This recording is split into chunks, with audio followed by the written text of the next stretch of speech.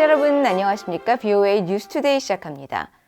커트 캠벨 미국 국무부 부장관이 윤석열 한국 대통령의 비상계엄 선포와 해제, 또 국회 탄핵 추진 등 일련의 사태와 관련해 한국의 민주적 회복력을 신뢰한다는 입장을 밝혔습니다. 전직 주한 미국 대사들도 민주주의는 미한동맹의 근간이라면서 한국이 국내 정치 문제를 잘 해결할 것으로 기대한다고 밝혔습니다. 조상진 기자가 보도합니다. 커트 캠벨 미국 국무부 부장관은 5일 미국의 민간 연구단체인 맥케인 연구소가 주최한 대담에 참석해 계엄령 사태로 촉발된 윤석열 대통령에 대한 한국 국회의 탄핵 투표에 대해 입장을 밝혔습니다. 캠벨 부장관은 관련 질문에 현재로서는 투표 결과를 예측하기 어려운 상황이라면서도 한국의 민주적인 절차를 지지한다고 밝혔습니다. I think much of what we've learned has been through the news. So I think we're gonna have to wait and see what takes place in terms of the vote, and ultimately, our determination is to support the democratic process, peaceful process inside the ROK. 앞서 윤 대통령은 한반도 시각으로 3일 밤 비상계엄을 선포했지만 4일 새벽 국회가 비상계엄 해제 요구 결의안을 가결하자 이를 해제했으며 이후 더불어민주당 등 6개 야당은 4일 윤석열 대통령 탄핵 소추안을 국회에 제출했습니다. 이에 따라 한국 국회는 한국 시간으로 7일 오후 윤석열 대통령에 대한 탄핵 표결을 실시할 예정입니다. 캠벨 부장관은 또 계엄령 선포와 탄핵 발의 등 한국 내 일련의 사태가 앞으로 어떻게 진행될 것으로 보느냐는 질문에 한국의 민주적 회복력을 신뢰한다는 입장을 밝혔습니다. 그러면서 이번 사태에 대한 미국의 전반적인 입장은 모든 불확실성 속에서도 앞으로 나아가는 길을 모색하는 한국의 능력에 대한 깊은 신뢰가 있다는 것이라고 강조했습니다. 캠벨 부장관은 이어 한국의 정치적 불안 상황을 틈탄 도발 시도 가능성에 대해 강력히 경고했습니다. And also to make clear that anyone who would consider or contemplate provocations against the ROK during this moment, that we are absolutely vigilant in maintaining peace and stability, and we will stand with the ROK, and our alliance is absolutely rock solid. 전직 주한 미국 대사들도 6일 워싱턴의 한미경제연구소가 주최한 대담에서 한국 상황에 대한 입장을 밝혔습니다. 이들은 특히 한국의 민주주의 역량을 강조하면서 정치적 어려움을 잘 해결할 것이라고 전망했습니다. I'm very, very pleased to have seen Korea's trajectory, and it's also, I think, a big reason why Korea is one of our best allies. So it's been very gratifying to see Korea as a full-fledged democracy, and they'll work through their political problems. I mean, everyone's political problems look ugly in the middle of it, but they'll work through it. I think public opinion is a hugely powerful force in Korea, and one that we're seeing play out now in this question of impeachment.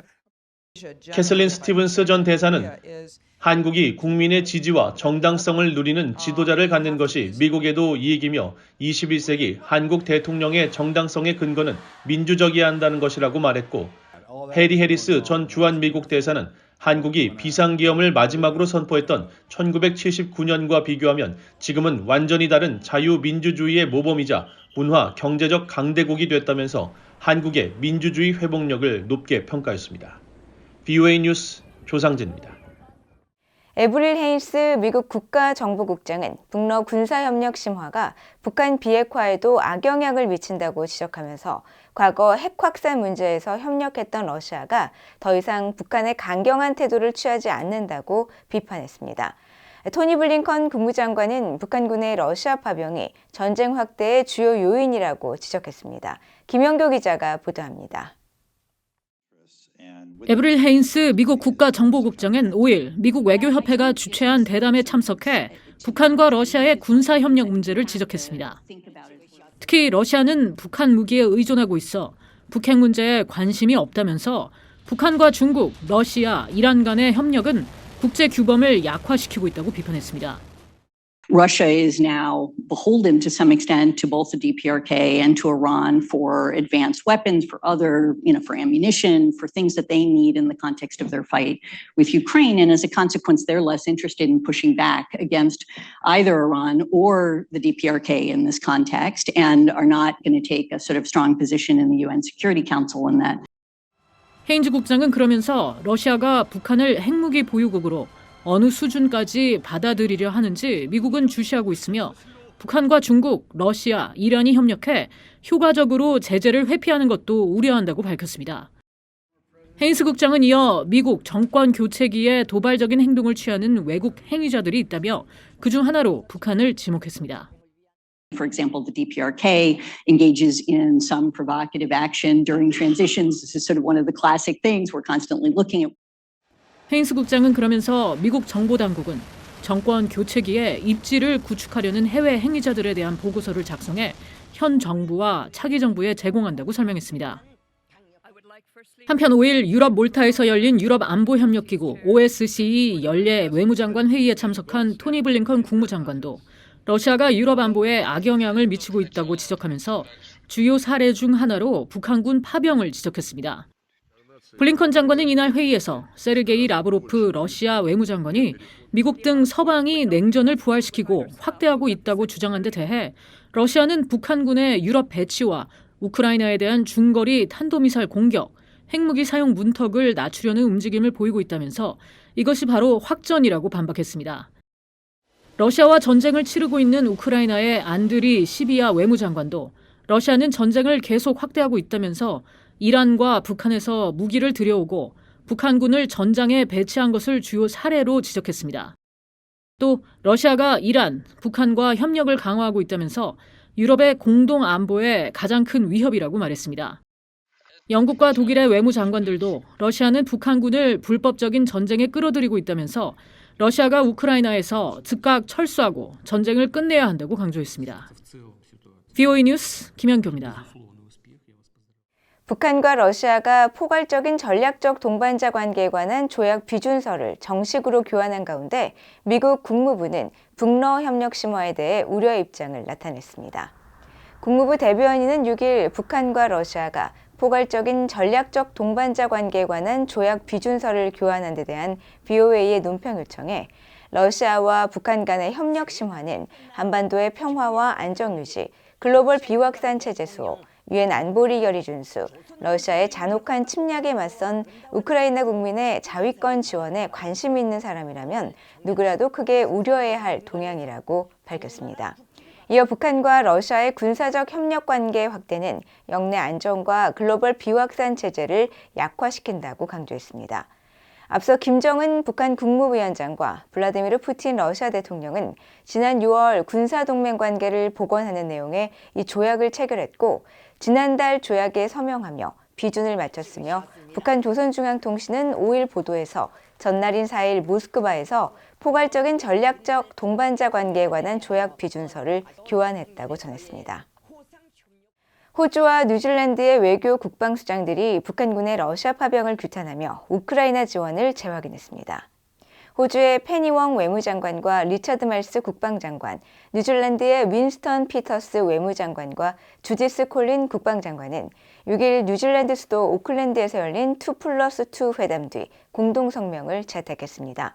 양국 장관들은 성명에서 러시아의 침략 전쟁을 지원하기 위한 북한 군대 배치를 규탄하며 이것은 분쟁의 위험한 확장을 의미한다고 지적하고 러시아와 북한 간 군사협력 심화는 인도태평양 안보에 중대한 영향을 미친다면서 양국은 유엔 헌장 51조에 명시된 대로 우크라이나가 자위권을 행사할 수 있도록 계속 지원할 것이라는 데 동의했다고 밝혔습니다. 두 나라 장관들은 또 북한의 핵무기 및 탄도미사일 기술 개발을 강력히 규탄하고 안보리 결의에 부합하는 한반도의 완전한 비핵화 의지를 재확인하고 북한이 안보리 결의에 따른 의무를 준수할 것을 촉구했습니다. 국제형사재판소에 관한 로마 규정 당사국 총회에서 북한 인권 책임규명 관련 회의가 부대 행사로 열렸습니다. 북한의 인권 유린을 국제형사재판소 ICC에 회부하는 다양한 방안이 논의됐습니다. 안준호 기자가 보도합니다. 네덜란드 헤이그에서 2일부터 7일까지 열린 23차 국제형사재판소 ICC 당사국 총회. 국제형사재판소 ICC와 국제사법재판소 ICJ에서 북한의 인권 유린 책임을 물을 새로운 기회의 모색을 주제로 회의가 열렸습니다. 미국 민주주의진흥재단 NED의 후원으로 회의를 공동 주최한 한국 정부와 네덜란드에 본부를 둔 국제법률단체 글로벌 라이츠 컴플라이언스, 한국의 전환기 정의 워킹그룹은 보도자료를 통해 북한 인권 문제에 대한 유엔의 권고사항을 다시 강조했습니다. 2014년 유엔 북한인권조사위원회 COI는 북한에서 반인도 범죄가 자행되고 있다는 결론을 내렸고 유엔 안전보장이사회에 북한을 ICC에 회부할 것을 권고했으며 COI의 조사 결과와 권고사항은 유엔 인권이사회와 총회에서도 승인됐지만 지난 10년간 중국과 러시아의 거부권 행사로 안보리는 북한 상황을 ICC에 회부하지 못했다고 지적했습니다. 이들은 그러면서 현재 안보리 회부가 어려운 상황이지만 최근 ICC가 관할권을 행사할 수 있는 국가 회부가 증가하면서 북한이 저지른 국제범죄에 대해 124개 로마 규정 당사국 중 한 곳 이상이 북한을 회부할 수 있다는 희망이 커지고 있다고 밝혔습니다. 또 북한이 다른 당사국의 영토에서 저지른 추방이나 박해, 기타 비인도적 행위는 ICC 회부 대상이 될 수 있으며 이는 검찰의 예비조사 개시로 이어질 수 있다고 강조했습니다. 이들은 또 유엔의 주요 사법기관인 국제사법재판소는 제노사이드 협약, 즉 집단학살죄의 방지와 처벌에 관한 협약과 고문방지 협약, 기타 인권조약을 위반한 혐의에 대한 여러 사건을 심리하고 있다면서 여기에는 직접적인 피해자가 아닌 당사국이 제기한 사건들도 포함된다고 지적했습니다. 특히 북한은 1989년 제노사이드 협약에 가입한 당사국으로서 중국에서 강제 송환된 여성들을 대상으로 한 강제 낙태와 영아살해, 기독교인과 다른 종교 집단에 대한 잔혹한 박해 등을 벌이고 있다면서 다른 당사국이 북한을 제노사이드 협약 위반 혐의로 제소할 가능성이 있다고 밝혔습니다. 신희석 전환기 정의 워킹그룹 법률 분석관은 이날 발표에서 북한군이 러시아 점령 지역을 포함한 국제법상 우크라이나 영토에서 전쟁 범죄를 저지를 경우 ICC는 이에 대해 관할권을 행사할 수 있다고 주장했습니다. 또 해외 파견 북한 노동자들에 대한 노예화와 고문, 구금 등의 반인도 범죄도 ICC의 관할권 안에 있다면서 ICC 수사 실현을 위해 우크라이나와 협력해 북한 군인과 노동자들의 귀순을 유도하는 정보 유입과 함께 귀순자를 대상으로 한 증거 수집이 필요하다고 말했습니다. 한편 이날 행사에서는 2016년 9월 탈북한 이모 씨가 보위 부원으로 근무하면서 자신이 목격했던 인권 침해 실태를 증언했습니다. 이 씨는 도 보위국 구금소에서 정치범에 해당되면 관리소로 보내며 그 사람을 평생 강제 노역을 하며 생지옥을 맛보게 하는 처벌이라면서 관리소 안에서 고통 속에 죽도록 만들겠다는 의미라고 말했습니다. 이어 장기간 구금된 상태에서 고문당하다 죽더라도 가족들은 그에 대한 해명을 요구할 수 없고 재판 또한 유명무실하다면서 이런 현실을 두고 나온 자신은 국제사회가 할 수 있는 일이 없는지 묻고 싶다고 호소했습니다. BOA 뉴스 안준호입니다. 북한이 사이버상에서 불법 활동을 통한 수익 창출에 주력하고 있으며 영국 기업들을 표적으로 삼고 있다고 영국 정부가 지적했습니다. 영국 국가사이버안보센터는 최근 발표한 2024 연례검토 보고서를 통해 북한은 제재를 회피하고 정보를 수집하기 위해 사이버 활동에서 수익 창출을 우선시하고 있다고 밝혔습니다. 또 북한의 위협 행위자들은 전 세계 암호화폐 기업과 사용자들을 무차별적으로 공격하고 있으며 내부 보안 및 군사 역량 강화를 위해 방위산업계와 정부, 학계에서 정보 탈출을 시도하고 있다고 밝혔습니다. 또 북한 정권의 수익 창출 목적으로 제3국 프리랜서 IT 직원으로 위장한 북한 출신 IT 인력들이 영국 기업들을 표적으로 삼고 있으며 공급망 분야에 대한 해킹 공격도 일삼고 있다면서 북한과 중국, 러시아 등 독재 국가들은 첨단 사이버 역량을 사용해 영국의 근본적이고 지속적인 위협을 가하고 있다고 우려했습니다. 북한 라진항 석탄부두에 또다시 대형 선박이 정박했습니다. 6일자 플래닛랩스의 위성 사진을 보면 러시아 전용으로 분류된 석탄 선적 부두에 선체를 바짝 밀착시킨 190m 길이의 선박이 포착됐습니다. 이 부두는 과거 러시아가 자국 석탄을 수출하는 장소로 활용했던 곳이어서 이번에도 러시아가 자국 석탄을 외부로 반출하는 것인지 주목됩니다. 유엔 안보리는 석탄을 포함한 북한산 광물의 해외 수출을 전면 금지하고 있지만 라진항에서 선적되는 제3국 석탄에 대해선 제재 예외를 인정하고 있습니다. 이 부두에 대형 선박이 정박한 것은 약 13일 만이며 앞서 BOA는 지난달 23일 이 부두에서 190m 길이의 선박을 발견했으며 지난달 12일에도 같은 크기의 선박을 포착해 보도했습니다.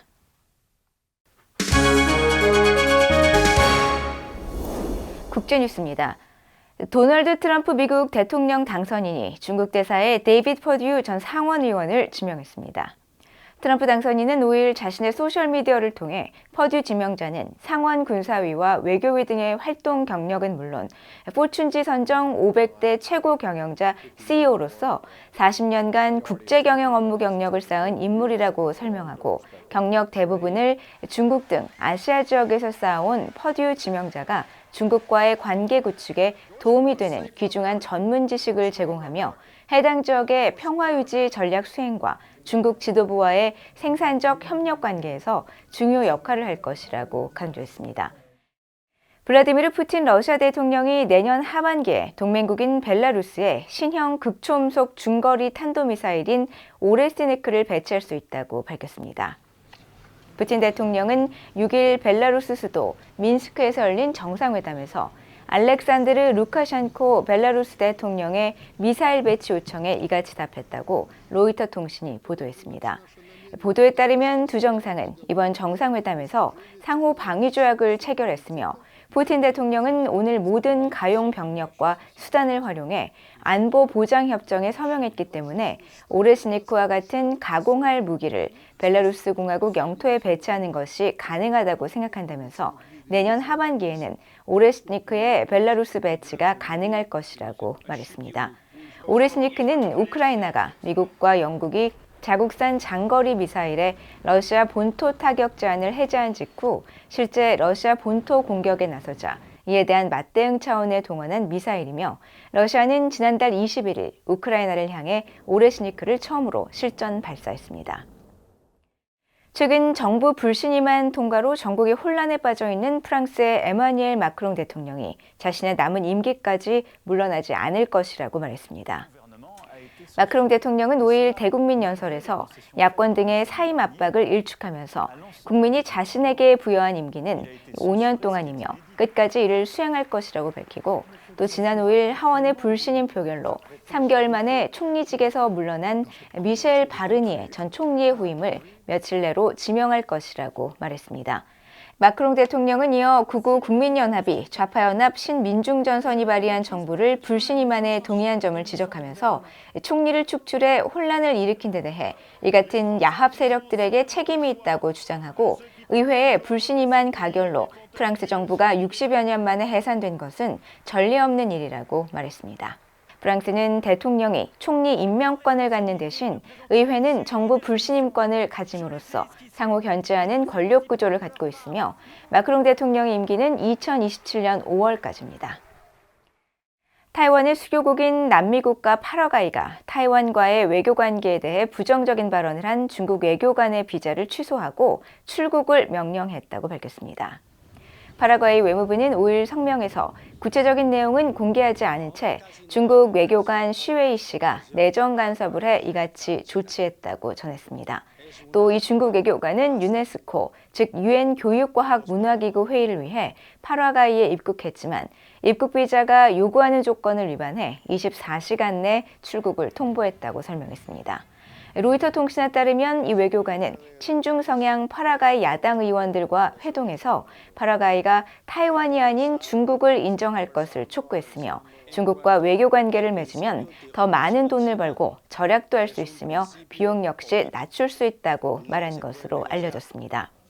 한편 린젠 중국 외교부 대변인은 정례 브리핑에서 파라과이 정부의 관련 부서가 중국 대표단 구성원에 대해 제기한 주장과 요구는 정당하지 못하며 근거 역시 없다면서 하나의 중국 원칙은 국제관계의 규범이라고 강조하고 내정 간섭이라는 파라과이 정부 주장에 반박했습니다. 이상으로 BOA 뉴스투데이를 모두 마칩니다. 시청해주신 여러분 고맙습니다.